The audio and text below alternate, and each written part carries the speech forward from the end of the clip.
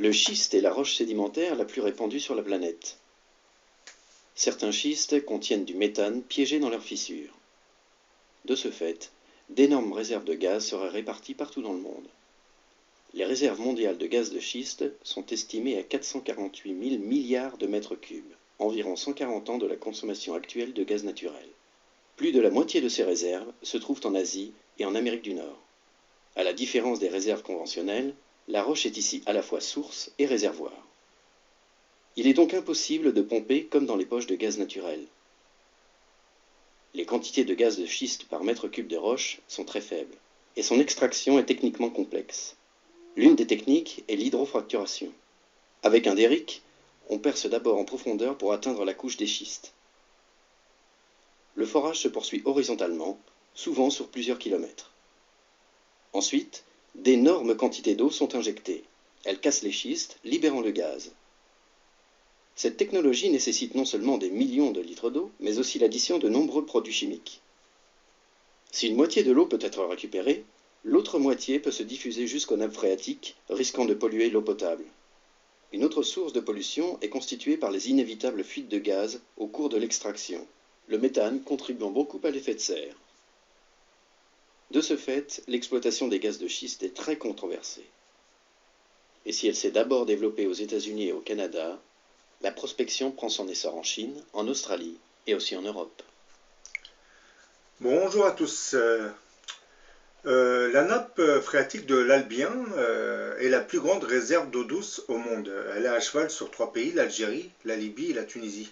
Voilà, vous la voyez, hein, c'est ça. Hein. Vous avez l'Algérie là, la Tunisie là et la Libye là. C'est ça la fameuse nappe phréatique de l'Albien. 70% de cette nappe se trouve en territoire algérien, au sud-est du pays. Hein. La nappe de l'Albien se trouve en grande partie dans le Sahara algérien. Elle est la plus grande réserve d'eau douce au monde. Hein. Elle contiendrait plus de 50 000 milliards de mètres cubes d'eau douce. Cette nappe phréatique de l'Albien serait le résultat de l'accumulation d'une eau qui se serait étalée sur plusieurs centaines de milliers d'années. Hein. Cette nappe s'étendrait dans une zone presque 2 fois plus grande que la France, hein, entre la Libye, la Tunisie et majoritairement l'Algérie. Bon, la répartition territoriale, d'après les estimations, hein, est pour l'Algérie de 70%, hein, pour la Libye 20% et pour la Tunisie 10%. Et en avril 2005, dans le cadre d'un projet de l'Observatoire du Sahel et du Sahara, hein, l'Algérie, la Tunisie et la Libye avaient mis en place un mécanisme de gestion concerté de leurs ressources en eau profonde, dont la nappe de l'Albien faisait partie. Hein. Donc un accord fut conclu entre les 3 pays hein, pour mettre en place une gestion équitable de cette nappe, dont le suivi est confié à l'Observatoire du Sahel et du Sahara. Mais le problème, c'est que cet accord risque de voler en éclats à cause de cette décision prise par le gouvernement algérien en faveur de l'exploration, l'exploitation du gaz de schiste.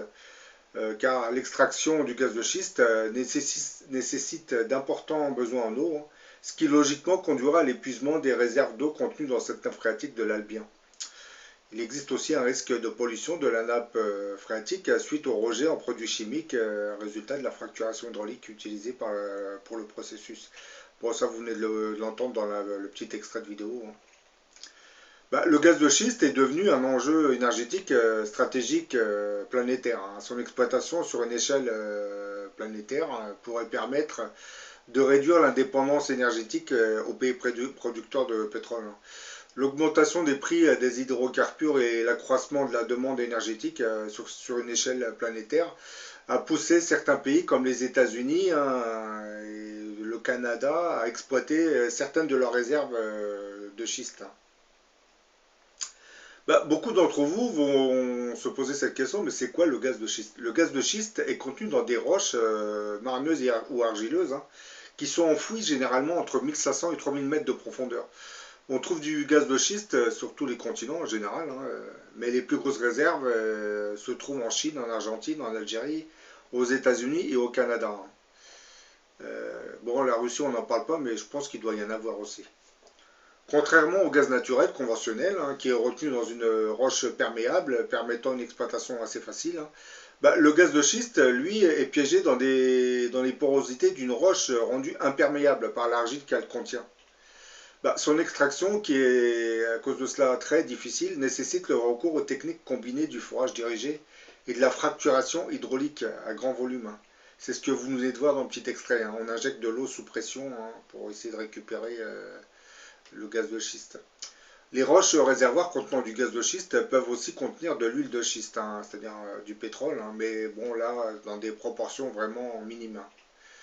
L'exploitation à grande échelle du gaz de schiste aurait démarré au cours des années 2000 à cause de l'augmentation du prix des hydrocarbures et de l'accroissement de la demande énergétique, hein.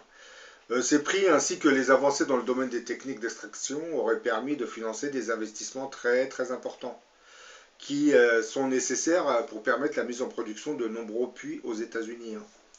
D'ailleurs, en parlant des puits aux États-Unis, le problème c'est que cette exploitation du gaz de schiste a finalement réduit le coût de vente et a poussé beaucoup de ces sociétés privées qui se sont lancées dans l'extraction du gaz de schiste.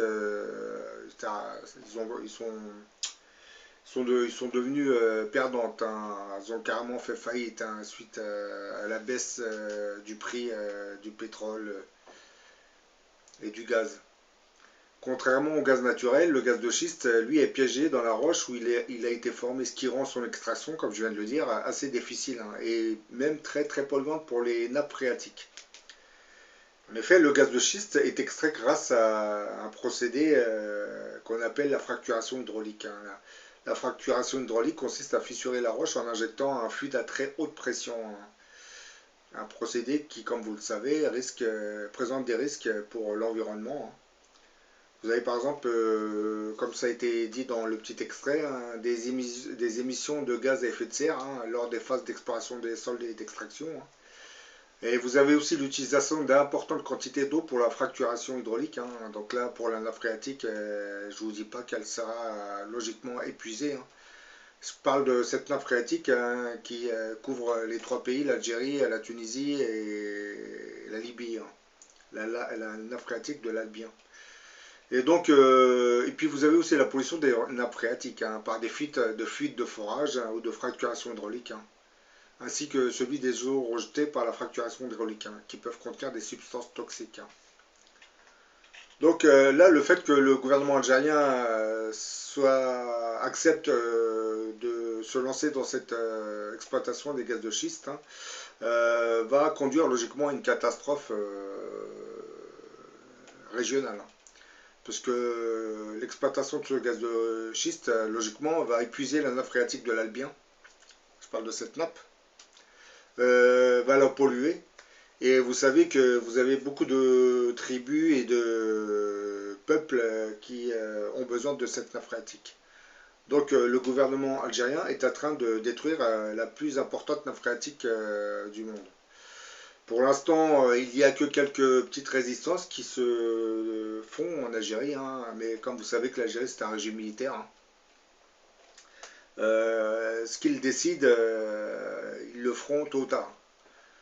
Donc s'il n'y a pas une autorité suprême qui les empêche d'agir en commençant à exploiter le gaz de schiste, eh ben, je pense qu'on s'oriente vers une catastrophe régionale.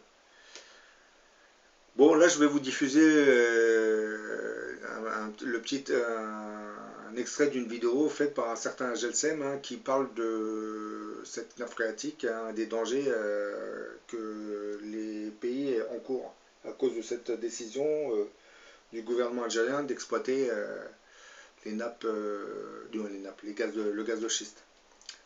Bien entendu, je voudrais préciser que bon, la personne qui parle a tendance à se déchaîner contre les Algériens, hein, en les rendant, j'allais dire presque responsables, parce que bon, les Algériens ont tendance à dire que voilà, ils sont les héros, ce sont les guerriers du Maghreb. Et là, cette personne qui est d'origine marocaine leur explique que oui, vous êtes des guerriers, mais le problème c'est que vous avez certains pays européens qui, à travers le gouvernement algérien, vont commencer à polluer carrément la plus importante nappe phréatique du monde. Parce qu'il explique dans cette vidéo que la France, elle, a commencé à interdire l'exploitation des gaz de schiste, hein, tout comme la Suède. Par contre, les compagnies pétrolières de certains de ces pays, eux, n'hésiteront pas à venir exploiter les gaz de schiste en détruisant carrément et en polluant complètement la nappe phréatique algéro-tunisienne et libyenne.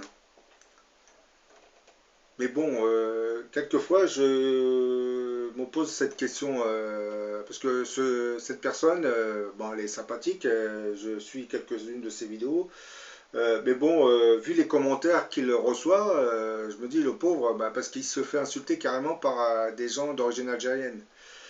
Ces gens d'origine algérienne lui disent ouais, occupe-toi de ton pays, hein. Le pays c'est un désastre économique, un désastre humanitaire dans le domaine du tourisme sexuel, hein. Le problème c'est que du côté algérien, il faudrait qu'ils comprennent que nous sommes sous une gouvernance militaire, hein, c'est pareil. Donc c'est guère mieux que le régime marocain. Donc ça sert à rien d'aller critiquer les peuples marocains ou le peuple algérien. Le problème c'est que vous avez des régimes qui depuis leur indépendance ont pris le soin d'exploiter et de dénoncer l'impérialisme tout en vantant les vertus du patriotisme. Donc en réalité, lorsqu'ils agissent ainsi, ils font tout pour garder le pouvoir.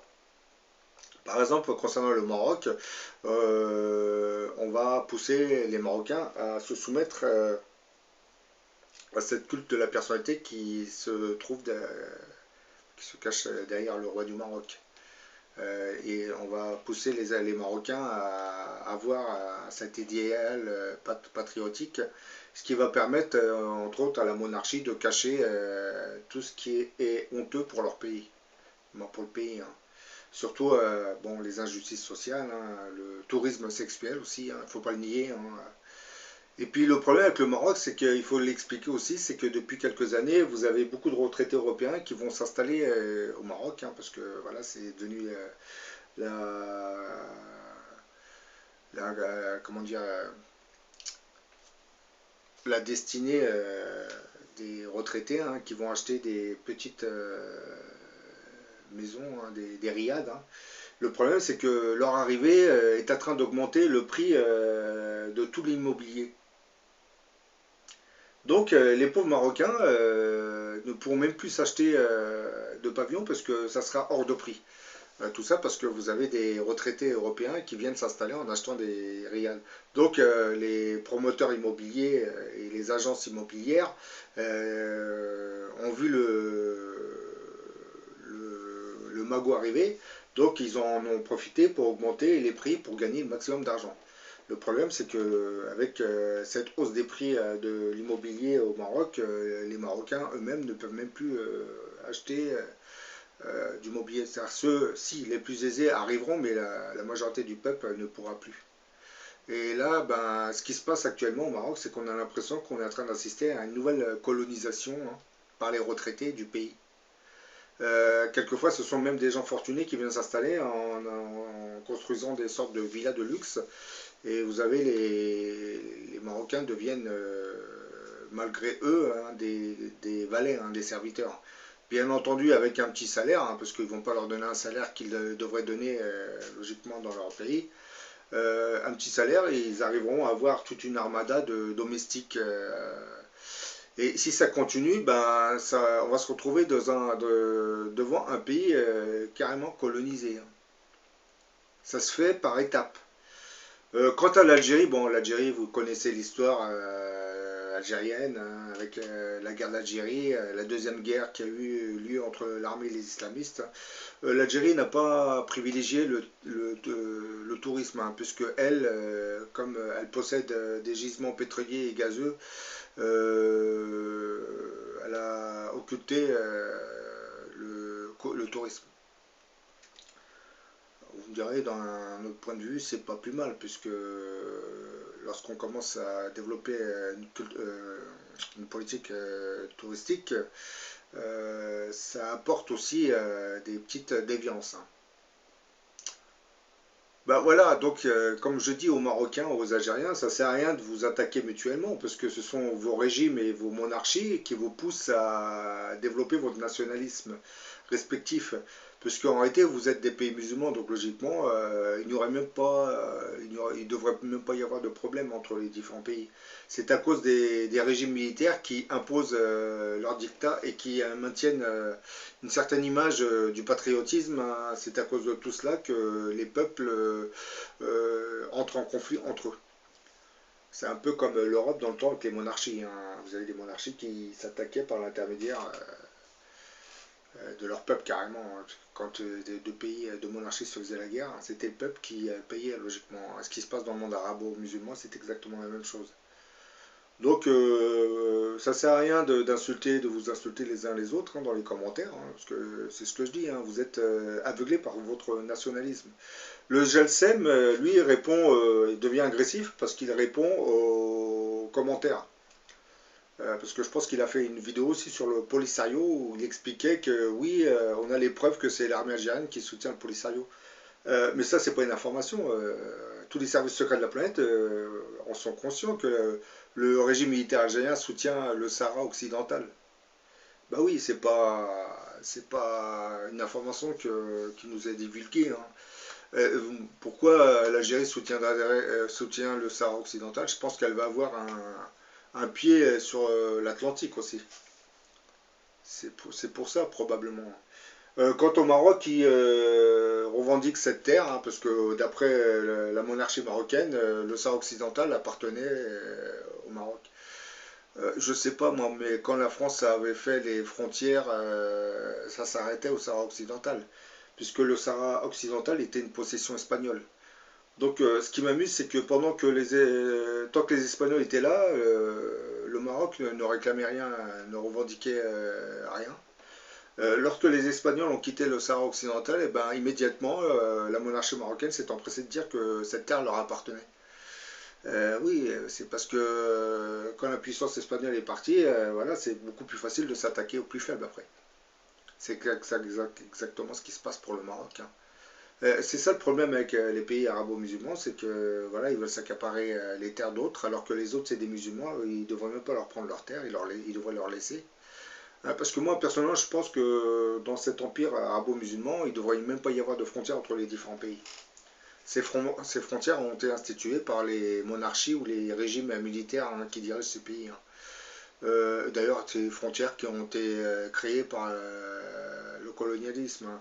Vous voyez par exemple l'Algérie, la taille de l'Algérie, pourquoi la France a fait ses frontières, elle a pris la plus grosse part du gâteau. C'est pour une raison fort simple, parce qu'il y avait tellement de gisements pétroliers et gaziers en Algérie qu'ils ont essayé d'étaler le maximum. D'ailleurs, vous remarquez, au Maroc et en Tunisie, ils ont laissé des régions où il n'y avait pas beaucoup de gisements. Quand je dis qu'il n'y avait pas beaucoup de gisements, peut-être qu'en Tunisie et au Maroc, vous avez des petits gisements pétroliers, mais pas de la même importance que ceux qui étaient en Algérie. C'est pour cette raison que vous avez ces frontières algériennes, parce que le colonialisme français avait déjà compris que les gisements pétroliers étaient beaucoup plus importants dans ce Sahara. Donc voilà. D'ailleurs, les Algériens devraient remercier la France, parce que leur État, c'est elle qui avait dessiné les frontières, hein.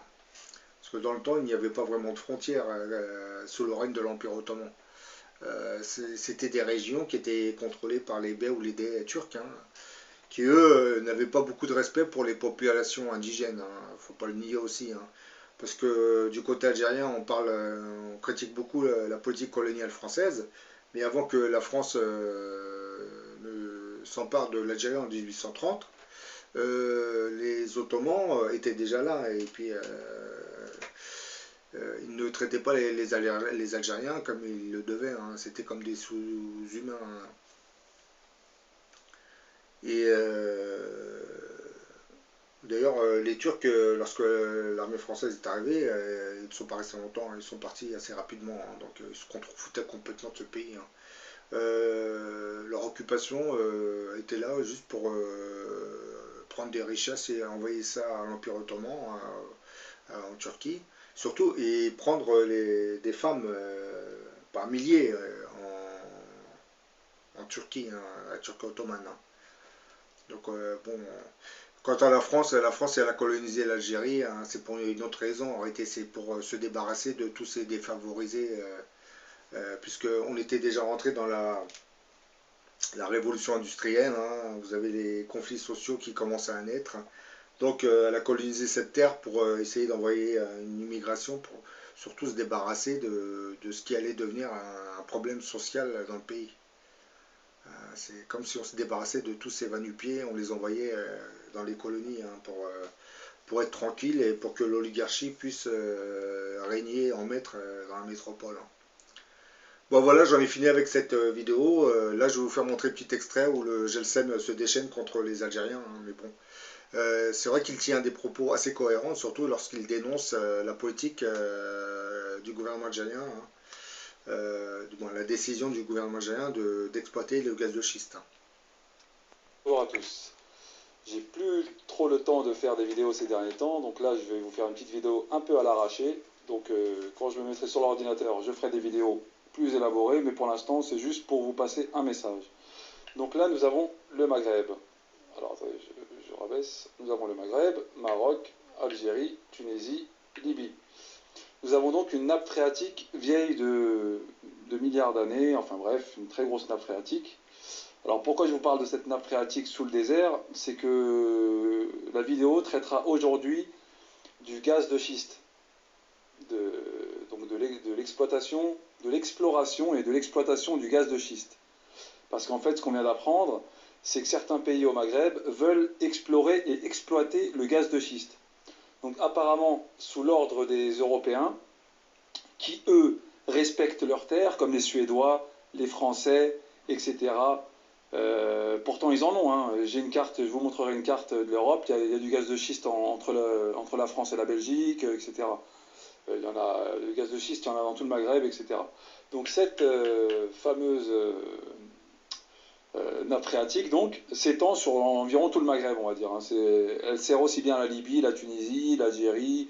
Ça s'étend aussi. Enfin bref. Et donc, pourquoi je vous parle de cette nappe phréatique? C'est qu'en fait, en faisant de la fracturation hydraulique pour exploiter ce gaz de schiste, ces plaquettes d'ardoise de schiste, en fait, il faudra donc du méthane et 600 produits qui vont donc fracturer les différentes couches à 1 km du sol et envoyer du méthane dans les nappes phréatiques, vu qu'en plus de tout ça, alors que certains pays sont comment on appelle ça, sont en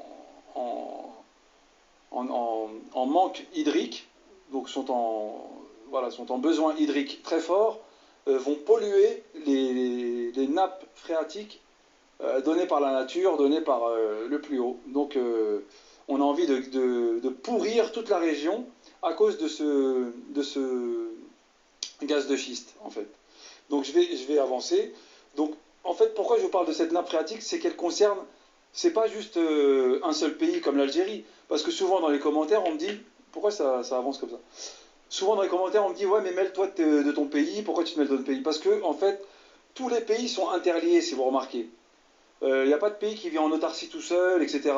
L'Algérie par exemple importe 99% de tous ses produits, que ce soit la banane qu'elle n'a pas eu depuis longtemps, les fruits qu'elle a manqué depuis longtemps, le café, les pizzas, le ketchup, la mayonnaise, tout ça, c'est importé. Et même quand c'est pas importé directement de son cher voisin le Maroc, c'est le Maroc qui donne à l'Espagne pour que l'Espagne redonne à l'Algérie, parce que l'Algérie fait un peu de commerce de gaz avec l'Espagne. Donc vous voyez, donc même hypocritement, elle a besoin des fruits du Maroc, le Khodar et compagnie, parce que ça va en Espagne, parce que nous on trafique beaucoup avec l'Espagne les fruits, etc. Donc nos denrées vont en Espagne et de là vous les achetez, vous vous jetez dessus, parce que vous êtes en froid, etc. Bref. En tout cas, ce problème d'eau va donc générer de grosses tensions et de gros conflits futurs. Parce que la petite Tunisie, qui est un peu trop silencieuse à mon goût, va commencer en tout cas son désert tunisien, va commencer à poser des problèmes, vu qu'elle aussi sera touchée par cette nappe phréatique qui sera remplie de méthane et de ces 600 produits qui ne sont pas très comestibles, et que voilà quoi, donc on n'a pas le droit voilà, de toucher à une nappe phréatique qui engendre plusieurs pays. Donc je passe au sujet suivant. Donc là voilà la carte des gaz de schiste. Il y en a en Amérique, il y en a au Canada, dans l'Alberta, il y en a au Texas où c'est en ce moment en train d'être pompé, hein. C'est pour ça que le prix du baril a baissé. Il y en a au Maroc, il y en a en Algérie bien sûr, et il y en a aussi dans la Tripolitaine et dans la Tunisie. Vous voyez? Mais il y en a aussi en Europe, en Norvège, il y en a aussi entre la France et la Belgique. Il y en a aussi là dans l'ouest, dans l'est européen. Il y en a dans le Sud-Afrique. Il y en a partout. Mais non, les compagnies suédoises, françaises, britanniques, etc. vont tous en Algérie parce que le régime, l'entité, je dis bien l'entité, le régime est soumis à ces grosses multinationales que sont Exxon, Shell, Total, Aramco, non, Anadarko, que je vous avais parlé dans une vidéo, Anadarko, Arco, BP, etc., British Petroleum, toutes ces sociétés américano, siono, anglo, britannico, franco, suédo, etc. Bref, il ne faut pas jouer les Che Guevara. Vous êtes à la botte de ces compagnies qui ont d'ailleurs des exclusivités sur le puits de Ain Salah et d'autres puits dans le désert jusqu'en 2043. Donc elles font ce qu'elles veulent, elles s'en foutent de ce que vous faites dans le nord, elles puisent et ensuite elles vous disent Salem, merci, on a pompé. Sauf que, et c'est là que je voulais en venir, sauf que les puits de pétrole en Algérie commencent à tarir. Les puits de pétrole en Algérie tarissent. Et c'est un fait, ça fait 40 ans que la Sonatrach dit qu'elle a des nouveaux puits, alors que ces nouveaux puits ne donnent pas les mêmes résultats que les puits coloniaux, je répète, que les puits coloniaux que De Gaulle et ses scientifiques avaient trouvés comme Hassi Mas'oud et l'autre puits pour le gaz, Hassi, je sais plus quoi, je sais plus quoi. En tout cas, les deux puits que les coloniaux ont trouvés sont les deux vrais puits qui rapportent quelque chose. Les autres puits que vous avez trouvés après, ça rapporte rien du tout. C'est des tout petits puits. Donc les gros puits ont été puisés, ont été sucés, et il ne reste plus grand-chose. À quoi on arrive maintenant? Parce que là, on est en train de nous dire, oui, nous, on est les rebelles, nous, machin.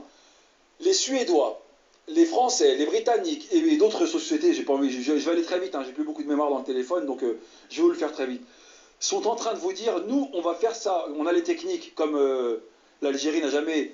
Ah oui, je voulais vous dire, l'Algérie importe son diesel et son essence. J'ai parlé avec un Algérien tout à l'heure au café, il m'a dit que l'Algérie, les prix du diesel et de l'essence commencent à augmenter. Parce qu'en fait, l'Algérie produit du pétrole brut, mais pas du pétrole, comment on appelle ça, déjà raffiné. Donc elle importe, par le biais bien sûr du pétrole brut, hein, elle donne du pétrole brut et elle reçoit, mais elle importe du gaz raffiné et du pétrole raffiné pour aller dans ta voiture. C'est pas du pétrole brut qui sort directement de Hassi Mas'oud ou de l'autre puits. Là-dessus, on est d'accord. Donc maintenant, j'avance. Donc l'Algérie importe du pétrole et comme c'était la fête, tout le monde roulait en voiture, etc. Maintenant, le pays qui a été accusé d'être gazivore et pétrolivore va être obligé de se calmer vu la hausse des prix maintenant du pétrole. Donc ça, c'est trois petits points que je voulais vous dire. Le puits d'eau qui va être contaminé par le gaz de schiste, la consommation de pétrole et les sociétés exploratrices suédoises, françaises, anglaises, américaines, machin, qui vont venir chez vous de force pour vous dire maintenant on va mettre le gaz de schiste, que vous le vouliez ou non. Nous, chez nous en Europe, on n'en veut pas parce que ça va polluer notre belle terre d'Europe et de Suède, parce que nous on est bio, mais chez vous les clochards, on fera ce qu'on veut, on pissera dans vos puits et on pissera dans votre puits millénaire qui nourrit tout le Maghreb. On va pisser dedans du méthane, comme ça plus personne ne pourra boire dedans. Et on